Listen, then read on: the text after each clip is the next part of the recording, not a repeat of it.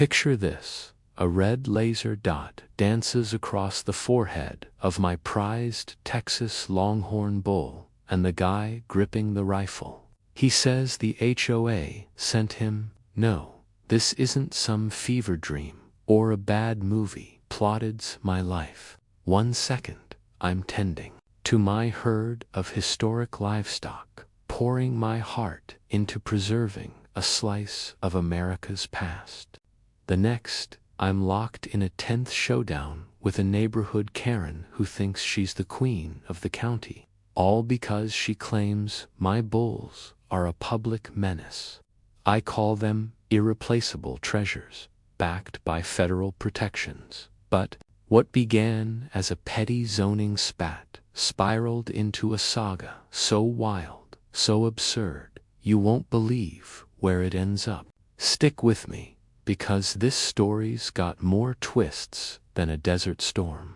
Which city in the United States are you watching from? Drop a comment and share with us if you've had any confrontation with the HOA. We'll narrate your story on our channel. I'm Chase Reynolds, a 34-year-old software engineer who traded cubicles for wide-open spaces. 3 years ago, I sank my life savings into 180 acres of raw Arizona land in Wickenburg, chasing a dream to raise 15 Texas Longhorn heritage bulls, the rarest cattle in the country, with only 300 left nationwide. Each one's worth $50,000. Certified by the government and protected like an endangered species, these aren't just animals. They're living legends of the American West. I'll never forget the first time I laid eyes on a longhorn as a kid, standing beside my dad on a dusty Texas ranch when I was 10. He didn't say much, just stared, then murmured, "This is the real America, son, not the noise on TV." My dad wasn't a rich man or a rancher. He was a veteran who'd lost too many friends overseas, and anything tied to the old America, he held it close, like a keepsake.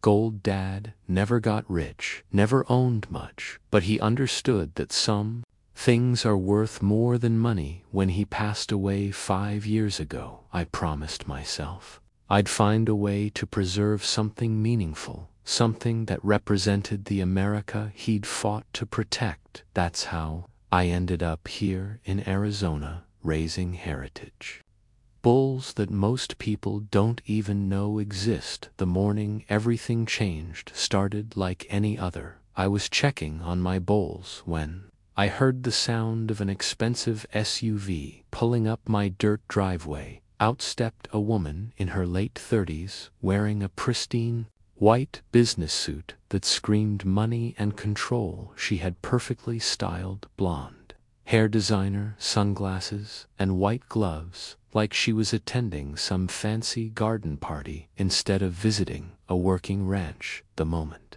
she stepped out of her vehicle, she wrinkled her nose at the smell of cattle and immediately reached for a bottle of perfume from her purse. "I'm Sandra Whitfield, chairwoman of the Desert Oaks HOA," she announced, spraying perfume into the air around her like she was trying to create a protective bubble. "You need to move these animals somewhere else."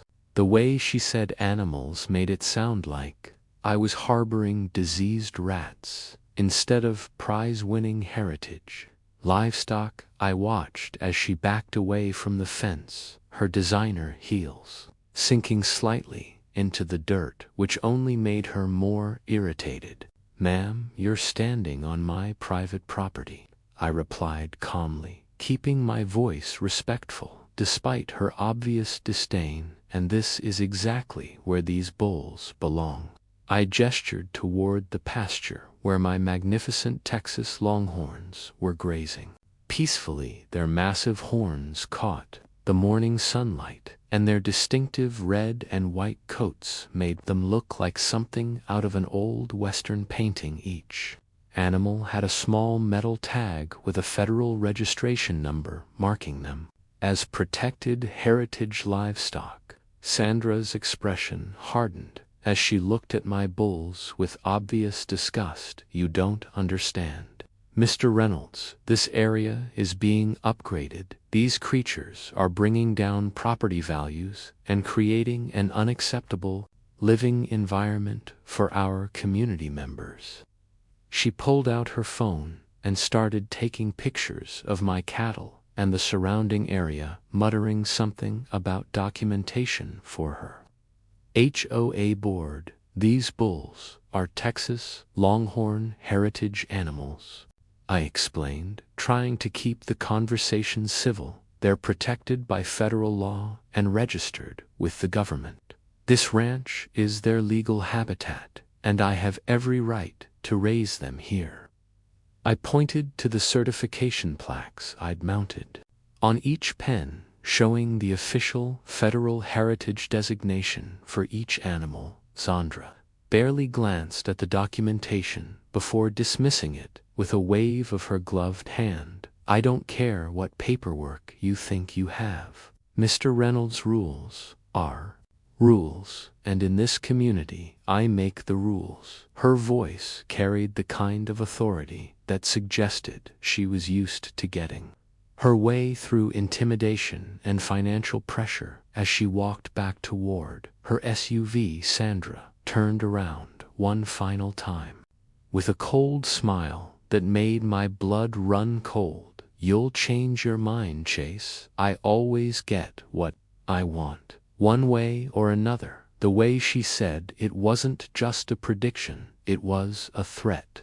I watched her drive away in a cloud of dust, leaving behind the lingering scent of expensive perfume mixed with the honest smell of cattle and hay. What I found in my research made my stomach turn. Sandra had a history of getting what she wanted through systematic intimidation and legal pressure. Online forums from her previous city were filled with complaints about her aggressive tactics. As a property manager, she'd forced out 3 small businesses that didn't fit her vision of an upscale shopping district, using zoning complaints and harassment until the owner simply gave up and moved elsewhere. The pattern was always the same: identify targets, escalate pressure through official channels, and maintain plausible deniability while destroying people's livelihoods. Now she'd set her sights on my ranch, and I was beginning to understand the scope of what I was facing. The harassment started the very next morning. I woke up to find flyers scattered throughout the neighborhood with my ranch's address and warnings about dangerous livestock creating health hazards. The flyers claimed bulls were diseased animals, threatening community safety, and urged residents to contact local health authorities immediately. She weaponized the HOA like a private militia. By noon, I'd received a call from a confused county health inspector asking about reports of infectious cattle on my property. I had to explain that my bulls were not only healthy, but federally registered heritage animals with complete veterinary records. The inspector apologized for the false report, but I could tell some lies were already causing problems for local authorities who had to waste time investigating baseless claims. Sandra's next move was even more brazen. She hired a crew to install a massive banner directly across from my ranch entrance that read, "Luxury Neighborhood Cleanup Campaign Protecting Property Values." The banner was clearly positioned to shame me and make visitors to my ranch feel like they were entering some kind of contaminated zone. I watched from my porch as she supervised the installation, pointing dramatically at my cattle and speaking animatedly to the workers. I decided it was time to fight back with some truth. I drove to town and had my own sign made.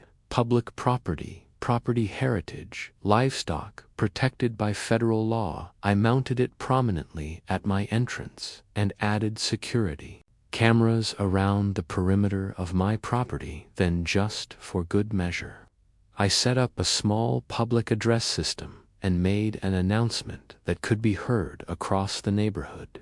This is cattle country, folks, not a spa. The universe seemed to have a sense of humor about Sandra's campaign while she was taking photos of her banner for her social media posts. My bulls decided to wander over to the fence line for their afternoon drink from the water trough as Sandra posed with her cleanup campaign sign. The largest bull in my herd, a magnificent animal named Thunder, relieved himself directly onto her precious banner. The yellow stream hit the white vinyl with perfect accuracy, causing Sandra to shriek like she'd been personally attacked. I pretended to be busy with ranch work while trying not to laugh at the cosmic justice of the moment. An old man from the neighborhood, probably in his 70s, walked over to my fence while I was mounting my protection signs. I once drove across 3 states just to see this breed in person, he told me quietly. Kids these days think hamburger comes from the grocery store. Don't let them erase history. His words reminded me why this fight mattered beyond just my property rights. These bulls represented something that couldn't be replaced once it was gone, something that connected us to the America my father had fought to preserve. The next morning, I woke up to find a hand-painted sign leaning against my gate. We stand with the bulls for more popped up along the road. By noon, an old veteran even dropped off to bales of hay and said, "Consider this my war bond." The fight wasn't just mine anymore. Word was spreading through the community that this wasn't about property values or neighborhood aesthetics. This was about preserving something authentic in a world increasingly dominated by corporate sanitization and HOA control. That evening, I did some serious research into Sandra's background and discovered a disturbing pattern. She'd successfully forced out a family chicken farm on the other side of town just 6 months earlier. Using similar tactics, the family had eventually sold their property to a development company at a fraction of its value after months of harassment and false complaints. I realized Sandra wasn't just a difficult neighbor. She was running a systematic operation to eliminate any properties that didn't fit her vision of a luxury community. My phone rang around 8:00 p.m. with Sandra's voice on the other end, dripping with fake sweetness. "Chase, honey, I hope you understand that little sign of yours won't save you from reality.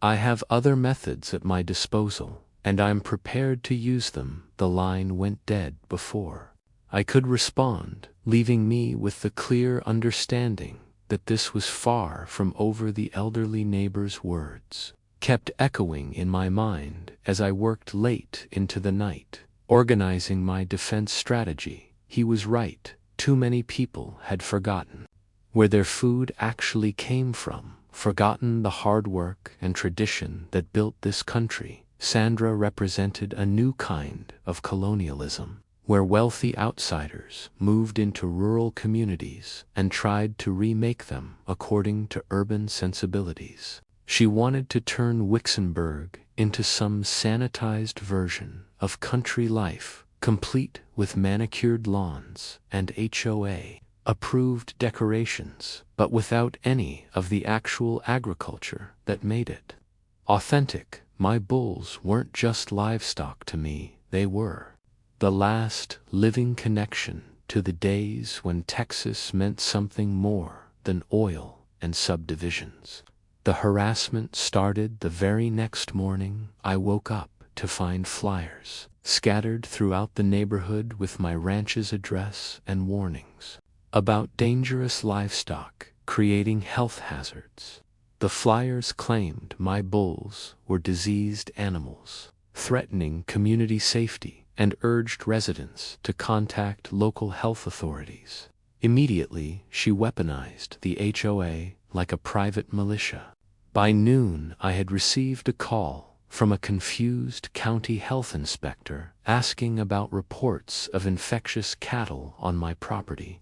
I had to explain that my bulls were not only healthy, but federally registered heritage animals with complete vet records. The inspector apologized for the false report, but I could tell Sandra's lies were already causing problems for local authorities, who had to waste time investigating baseless claims. Sandra's next move was even more brazen. She hired a crew to install a massive banner directly across from my ranch entrance that read, "Luxury Neighborhood Cleanup Campaign Protecting Property Values."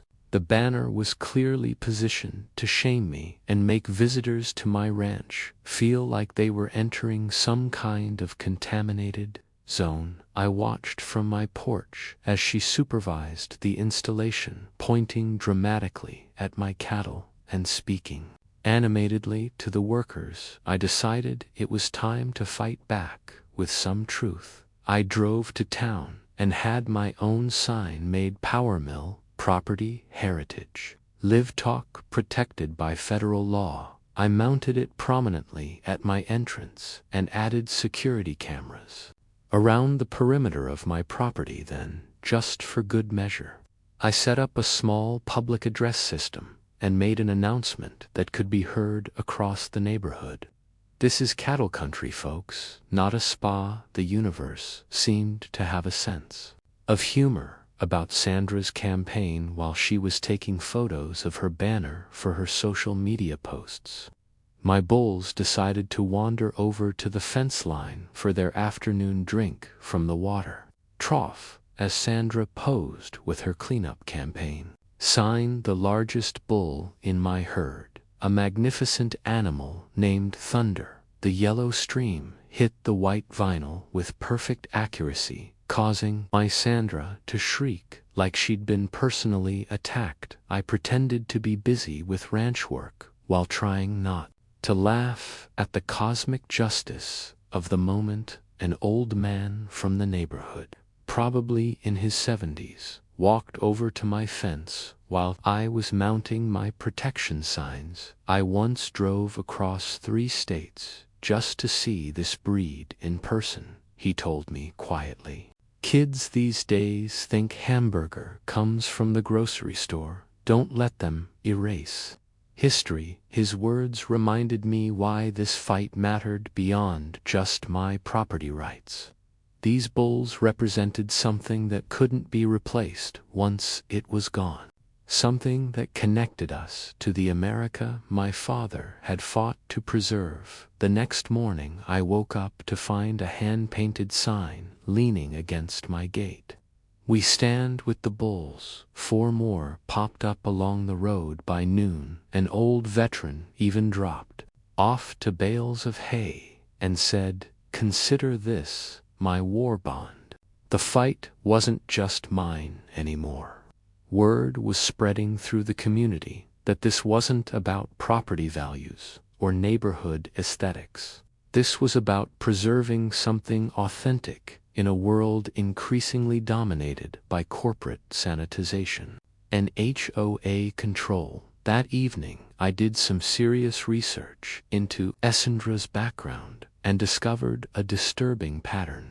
She'd successfully forced out a family chicken farm on the other side of town just 6 months earlier using similar tactics. The family had eventually sold their property to a development company at a fraction of its value after months of harassment and false complaints. I realized Sandra wasn't just a difficult neighbor. She was running a systematic operation to eliminate any properties that didn't fit her vision of a luxury community. My phone rang around 8:00 p.m. with Sandra's voice on the other end dripping with fake sweetness. "Chase, honey, I hope you understand that little sign of yours won't save you from reality.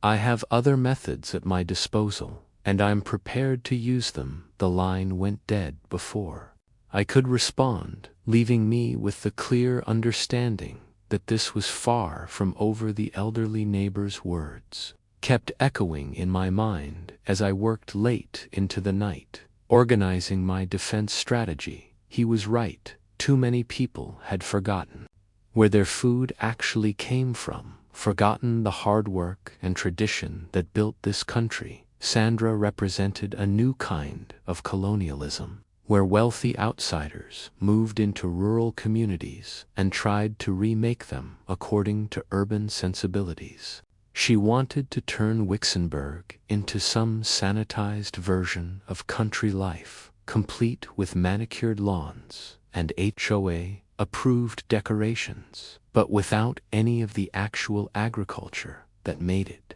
authentic. My bowls weren't just livestock to me, they were the last living connection to the days when Texas meant something more than oil and subdivision. Sandra had transformed the community center into something resembling a courtroom, complete with a raised platform for herself and professional quality presentation equipment. She'd invited not only HOA members, but also residents from neighboring developments, local business owners, and anyone else she could convince to attend her emergency community safety forum. The crowd of about 60 people filled most of the available seating, and I could see Sandra had done her homework in terms of building support for her position. Her slideshow was a fear campaign manure. Photos, phony graphs, dramatic fonts. I've seen war propaganda with more subtlety. Sandra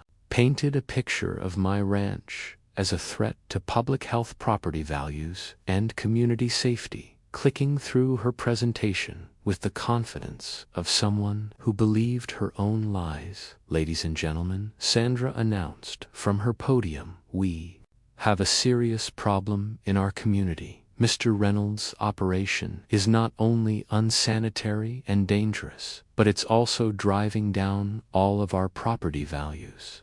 We have children playing in neighborhoods downwind from this facility."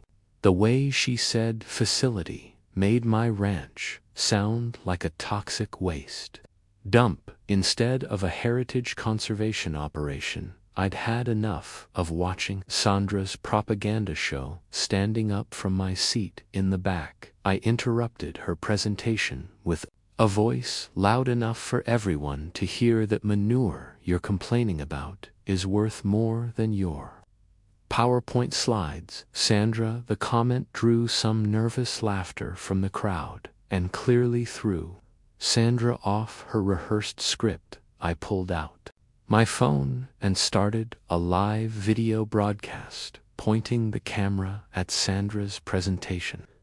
"Set up, folks watching online. This is how HOA Chirons operate in real life. Watch a woman with too much money try to bulldoze her way through rural property." Writes the broadcast immediately started getting viewers and comments from people who clearly understood what they were witnessing. Sandra's face turned red with anger as she realized I was broadcasting her carefully orchestrated meeting to the world. "Mr. Reynolds, you will stop that recording immediately. This is a private community meeting." But her demand only made me more determined to expose her tactics to a wider audience. The online viewers were already commenting with support for heritage, livestock, and criticism of Sandra's obvious manipulation. That's when the universe delivered the most perfect moment of cosmic justice I've ever witnessed. Just as Sandra was reaching the climax of her anti-ranch presentation, my 15 heritage bowls decided to investigate the commotion at the community center. Someone had left the pasture gate unlatched, and the bowls wandered across the road to see what all the fuss was about. Thunder, my largest bull, pushed through the unlocked side door of the community center and walked straight into the middle of Sandra's presentation. The room erupted in chaos as a 2,000-pound heritage bowl casually strolled past Sandra's podium, completely destroying her argument about dangerous livestock. Thunder was calm and gentle, clearly curious about the crowd, but showing no aggression whatsoever. Several children in the audience were delighted and started taking pictures with the magnificent animal. My broadcast audience was going crazy with comments like "best presentation crash ever," and "the bulls are defending themselves." A little boy ran up to Thunder and gently touched one of his massive horns, looking up at me with wide eyes. "Mister, is this a real cowboy bull?" he asked with pure wonder in his voice. I couldn't help but laugh at the innocence of the question. "He's America, kiddo. Survived 2 world wars, the Great Depression, and now he's being threatened with death because somebody's afraid of getting dirt on her." The boy nodded solemnly as if he understood exactly what I meant, and several adults nearby started chuckling at my response. The moment reminded me of something my father used to say about children being able to see truth that adults had forgotten. This little boy instinctively understood that Thunder was special, something worth protecting and celebrating. He didn't see a dirty animal that lowered property values. He saw a magnificent creature that belonged in storybooks and legends. Sandra's whole argument about community standards fell apart when faced with a child's natural wonder and respect for these majestic animals. The kid had more sense in his little finger than Sandra had in her entire HOA-obsessed brain. Watching him fearlessly approach Thunder while Sandra cowered behind her podium said everything about who really understood the value of heritage and tradition in this confrontation. Sandra's carefully planned tribunal had turned into a public relations disaster for her cause as I helped guide Thunder and the other bulls back to their pasture. Several community members approached me with genuine interest in learning about heritage livestock conservation. The broadcast had attracted hundreds of viewers who were now sharing the video and commenting on the obvious absurdity of Sandra's crusade against my reign. Red-faced and clearly defeated, Sandra grabbed her microphone one final time and delivered what sounded more like a declaration of war than a community announcement. "This is completely unacceptable. From Monday forward, I will be hiring professional specialists to handle this situation once and for all." The way she said specialists sent a chill down my spine and made me realize Sandra was planning something far more serious than harassment campaigns. The crowd was murmuring among themselves as Sandra stormed out of the community center, her perfect composure finally cracking under the pressure of public humiliation. Several residents approached me after she'd left, expressing genuine interest in learning about heritage livestock and apologizing for being misled by Sandra's propaganda campaign. The broadcast had attracted over 500 viewers who were sharing the video and commenting on Sandra's obvious manipulation tactics. But despite this victory, I couldn't shake the feeling that Sandra's threat about specialists meant she was escalating to dangerous new levels. I spent the rest of the evening researching what kind of professionals someone like Sandra might hire to solve her livestock problem. 3 days after the disastrous community meeting, I noticed a large pickup truck with Montana license plates parked at the local diner where Sandra often held her unofficial HOA meetings. Through the window, I could see her deep in conversation with a large, weathered man wearing hunting gear and a serious expression. Something about their interaction made me nervous enough to drive home immediately and check my security camera that afternoon. My security system alerted me to movement in the north pasture. When I checked the monitor, I saw that several of my cameras had been deliberately disabled or repositioned to create blind spots around the main cattle area. Someone with technical knowledge had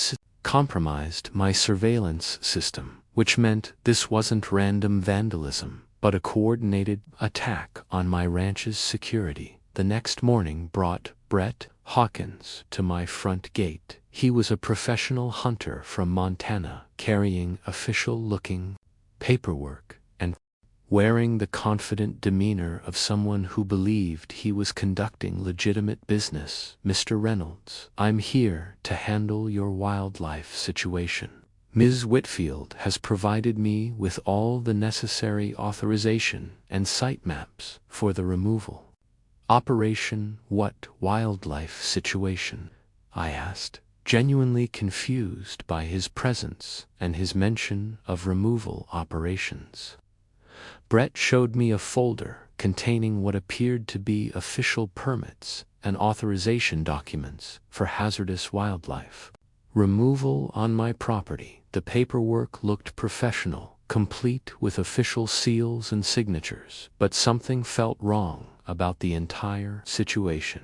"Man," Whitfield explained, "that you've got dangerous livestock that need to be handled professionally." Brett continued, clearly believing he was helping solve a legitimate problem. "She's paid me $15,000 to clean up the situation and ensure community safety." The way he emphasized handled and clean up made my blood run cold as I realized what Sandra had done. I tried explaining to Brett that my bulls were federally protected heritage animals, not dangerous wildlife, but he seemed convinced that I was simply trying to interfere with authorized work. Sandra had clearly provided him with convincing documentation and a compelling story about uncontrolled, dangerous animals threatening the community. Brett was a professional who believed he was doing important work, not a criminal conspiracy. The confrontation escalated quickly when Brett spotted Thunder grazing near the fence line and raised his rifle with professional precision. "Sir, I need you to step back while I handle this situation. This animal matches the description in my work order as the primary threat to community safety." The red laser sight appeared on Thunder's forehead as Brett prepared to take what he believed was a necessary shot. "Stop, don't shoot," I screamed, running toward Brett with my hands raised. "These are protected heritage animals. You'll be committing a federal crime." But Brett was focused on what he believed was his job, and my protests only convinced him that I was an obstacle to legitimate wildlife management. The situation spiraled out of control as we argued with Brett, maintaining his professional composure while I desperately tried to explain the truth about my bulls. In the confusion and heated argument, Brett's finger slipped on the trigger. The shot echoed across the pasture like thunder, and Thunder, my magnificent 2.0 heritage bull, collapsed to the ground with blood spreading beneath his massive frame. The animal that had cost me $50,000 and represented centuries of careful breeding lay motionless in the Arizona dirt. I dropped to my knees beside Thunder's body, cradling his massive head in my arms. His final breath was still warm against my neck, and I could feel the life leaving his eyes as I held him. "When I was a kid, my father once told me, a real man never abandons his companions, even when they have 4 legs." Kneeling there in the dust with Thunder's blood on my hands, I felt like I'd failed, not just my bull, but my father's memory and everything he taught me about loyalty and responsibility. I'd lost more than livestock that day. I'd lost a piece of the America I believed still existed. The America worth preserving and protecting. Thunder had been more than just the foundation of my breeding program. He'd been my connection to something larger than myself. Every morning when I'd walk out to check the herd, he'd lumber over to the fence and snort a greeting. Like he was reporting for duty. He'd survived Arizona summers and winter storms, predator threats, and equipment failures, always standing guard over the younger bulls and maintaining the dignity of his bloodline. Now that noble spirit was gone, forever extinguished by Sanders' greed and manipulation, I thought about all the calves Thunder would never sire, all the genetic heritage that died with him in that dusty pasture. Sandra had murdered more than an animal she'd killed, history itself, and no amount of justice could bring back what we'd lost. I couldn't stop the tears as I looked into Thunder's lifeless eyes, remembering the day I'd brought him home as a young bull full of strength and promise. He'd been the pride of my herd, the foundation of my breeding program, and the living symbol of everything my ranch represented. Now he was gone because of one woman's greed and manipulation, killed by a good man who'd been turned into an unwitting weapon. Behind me, Brett stood frozen in horror as he read the Federal Heritage Protection plaque mounted on Thunder's pen, realizing the magnitude of his mistake. "Oh God, what have I done?" he whispered, letting his rifle fall to the ground. She told me these were dangerous wild animals. She showed me permits. His voice trailed off as he stared at the federal protection documentation and realized he'd been manipulated into committing a serious federal crime. The sound of approaching sirens filled the air as my 911 call brought local law enforcement to the scene. A sheriff's deputy arrived to find me covered in blood, kneeling beside a dead heritage bull, while a professional hunter stood nearby looking like he'd seen a ghost. The deputy took one look at the federal protection plaques and the dead animal before delivering the news that would change everything. "Mr. Reynolds, do you realize what just happened here? This man just violated federal law." As I knelt there beside Thunder's massive body, I felt a mixture of grief and rage that threatened to overwhelm me completely. This magnificent animal had been my pride and joy, representing not just $50, but centuries of careful breeding and American heritage. The senseless destruction of such a noble creature, because of Sandra's lies, felt like a personal attack on everything I valued. But as the deputy began explaining the serious federal charges that Brett was now facing, I realized that Sandra's scheme had finally gone too far. She'd crossed a line that would expose her to criminal prosecution and give me the ammunition I needed to destroy her completely. Thunder's death would not be in vain if it led to Sandra's downfall and protected the remaining bulls from her murderous plans.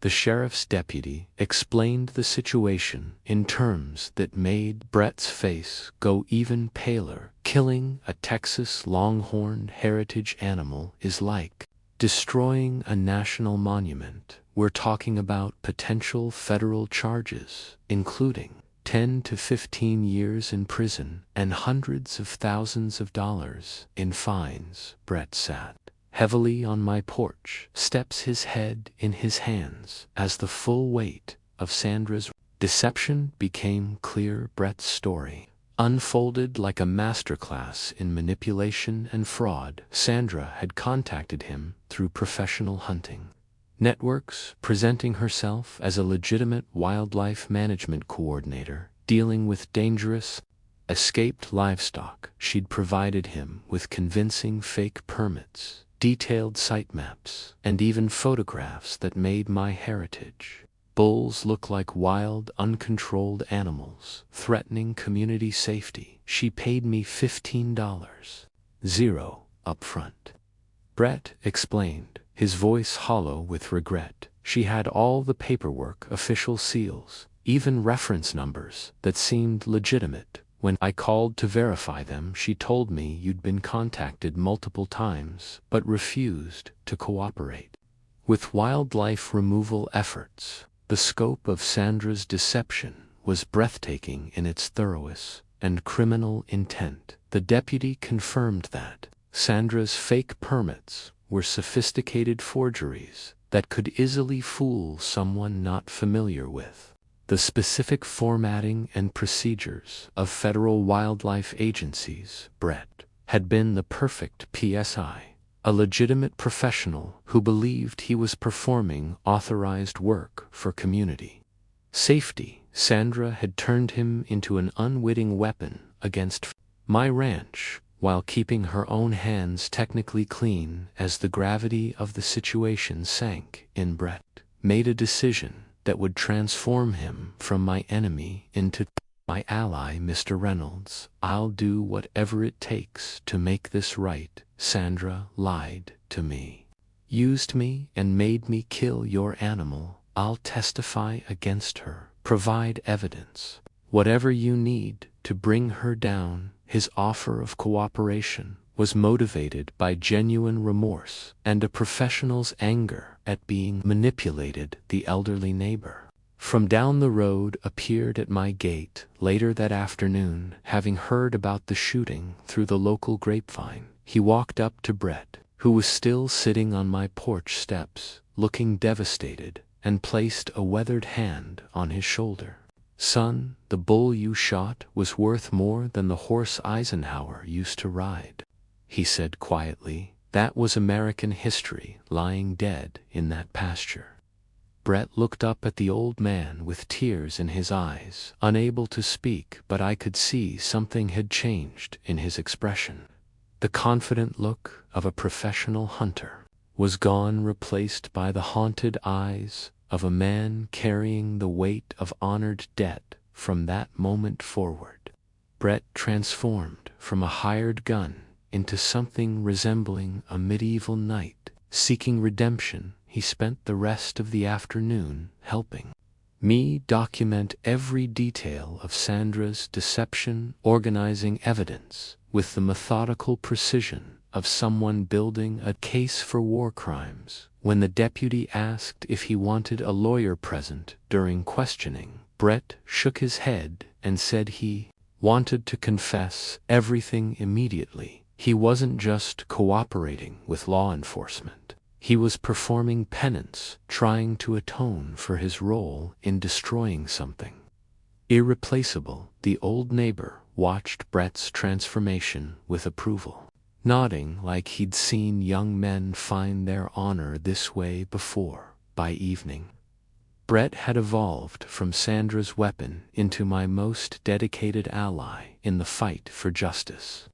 The deputies suggested that we work together to gather evidence of Sandra's fraud and conspiracy. Brett still had all of his communications with Sandra, including text messages, emails, and copies of the fake documents she'd provided. With his cooperation, we could build a strong case for criminal charges that would finally put an end to Sandra's campaign of harassment and intimidation. My plan began forming as we talked through the evidence and Sandra's likely next moves. She would probably expect Brett to report the successful completion of his wildlife removal mission and might even be prepared to pay him the additional $10, zero, she'd promised for cleaning up the entire herd if we could catch her celebrating or acknowledging her role in the deception. We'd have the evidence needed to destroy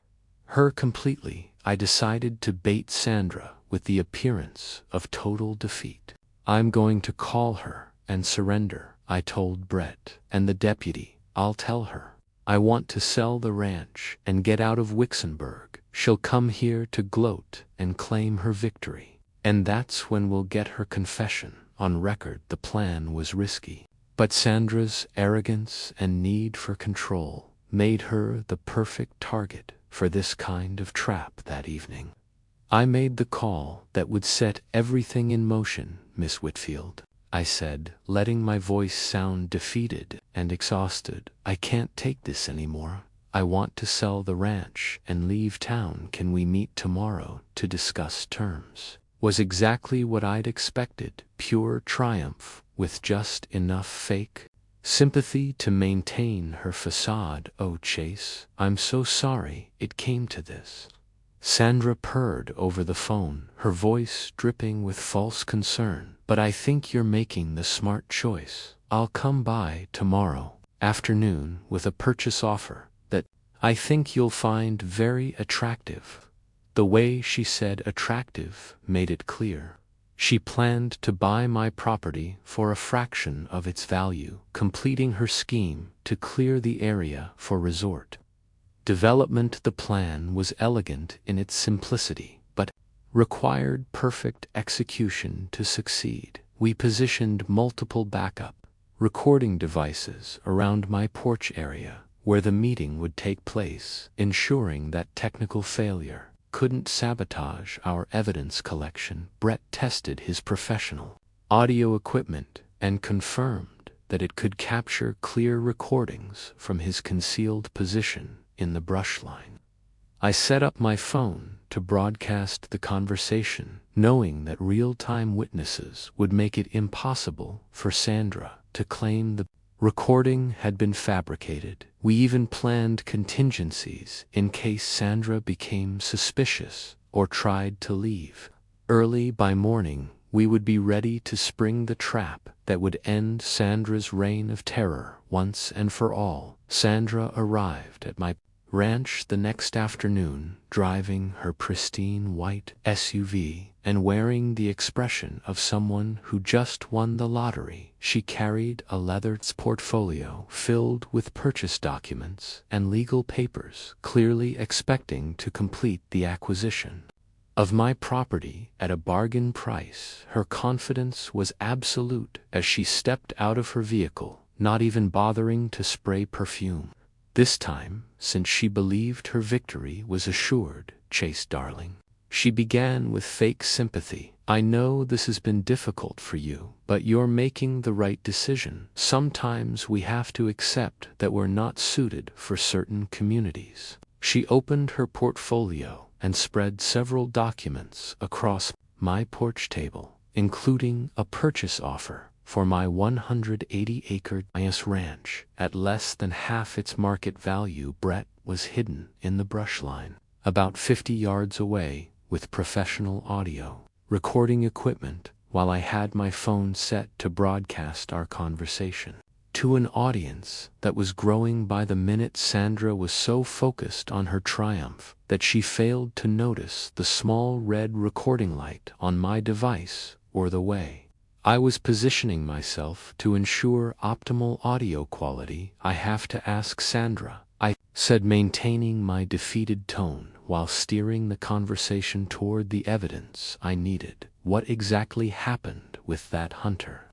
situation yesterday? Brett seemed to think he had official authorization to remove my cattle. Sandra's eyes lit up with pride as she prepared to explain her masterful manipulation of the situation. Oh, that Sandra laughed with genuine amusement.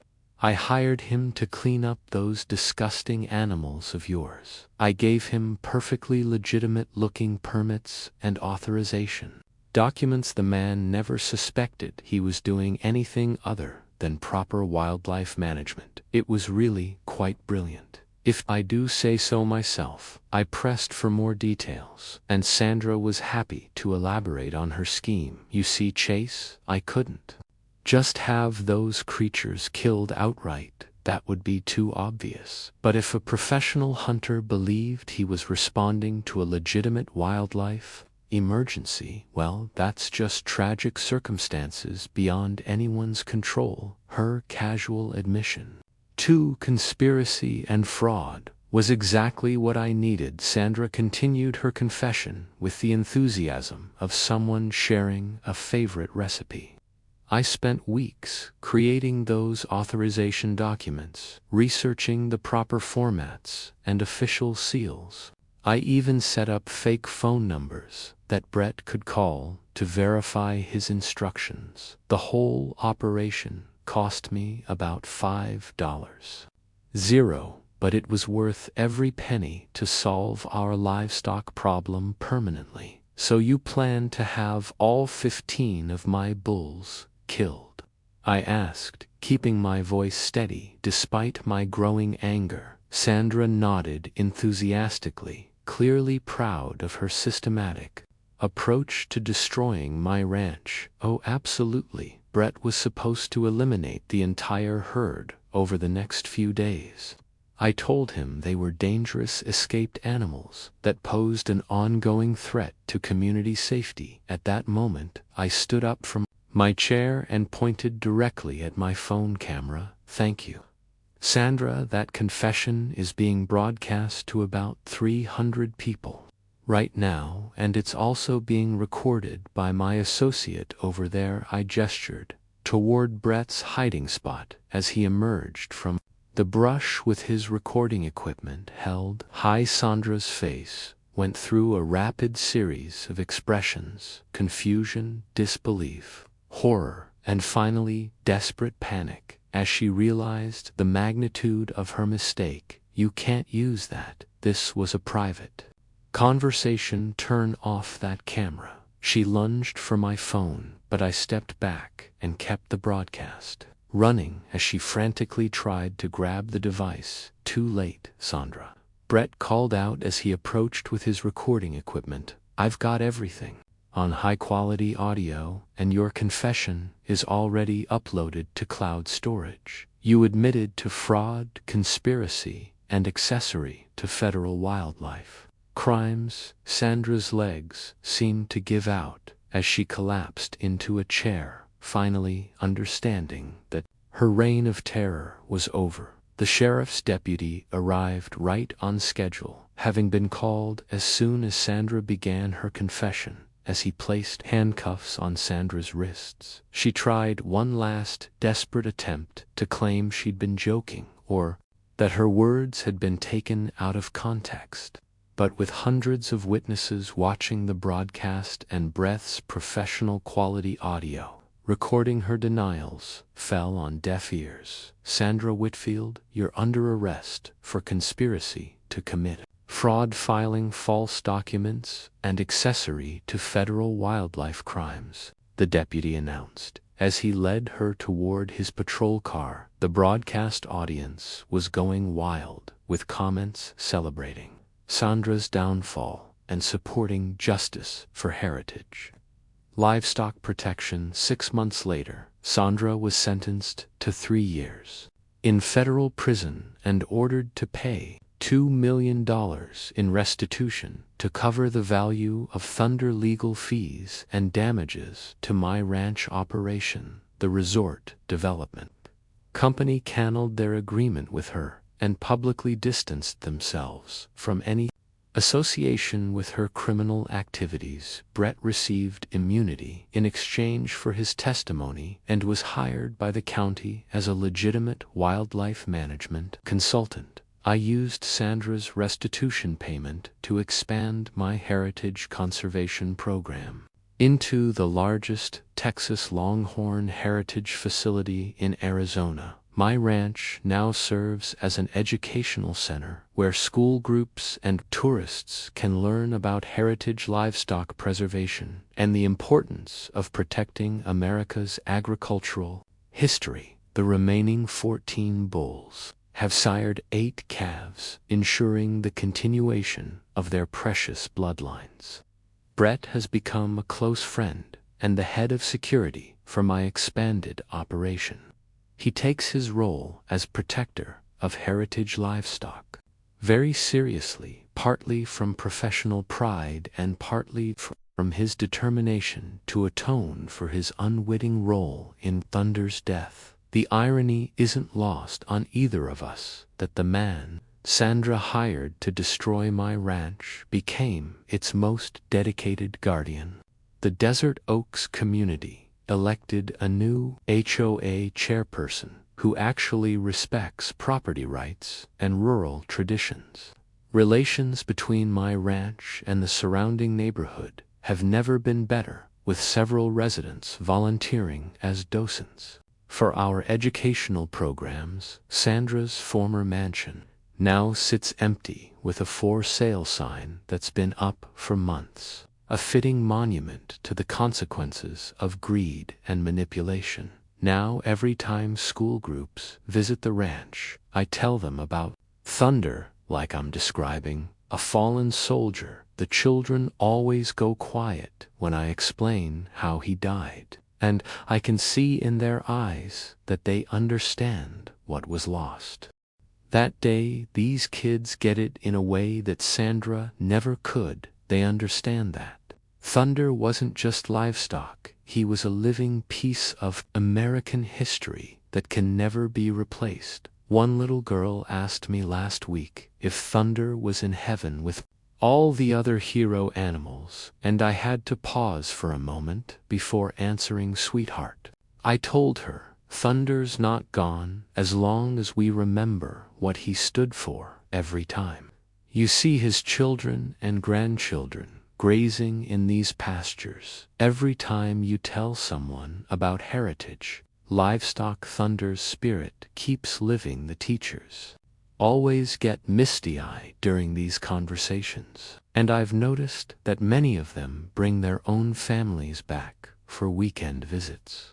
They understand that we're not just running a ranch here, we're preserving something sacred, something that connects modern children to the frontier spirit that built this nation. Sandra once thought this was just empty land and dirty cattle, but she never understood what she was really attacking. She wasn't just trying to destroy my ranch, she was trying to erase memory itself, to bulldoze freedom and tradition in favor of manicured lawns and HOA-approved mediocrity. But Thunder's sacrifice proved that some things are stronger than money and manipulation. The blood of America still flows through these pastures, and no amount of wealth or political pressure can change that fundamental truth. The transformation of my ranch from a simple cattle operation into a nationally recognized heritage conservation center has exceeded my wildest dreams. We now host over 10,000 visitors annually, including school groups, university researchers, and international delegations studying American livestock preservation techniques. The educational programs we've developed have become models for heritage conservation efforts across the country. Most importantly, Thunder's bloodline lives on through his offspring, ensuring that his genetic contribution to the Texas Longhorn heritage breed will continue for generations. Sandra's attempt to destroy my ranch ultimately led to its greatest success, proving that sometimes our enemies inadvertently become the architects of our triumph. Don't ever mess with someone who loves their livestock, especially when those animals have the U.S. government as their bodyguard. And remember, in the age of social media and online broadcasting, the truth always finds a way to speak up. Sandra Whitfield learned that lesson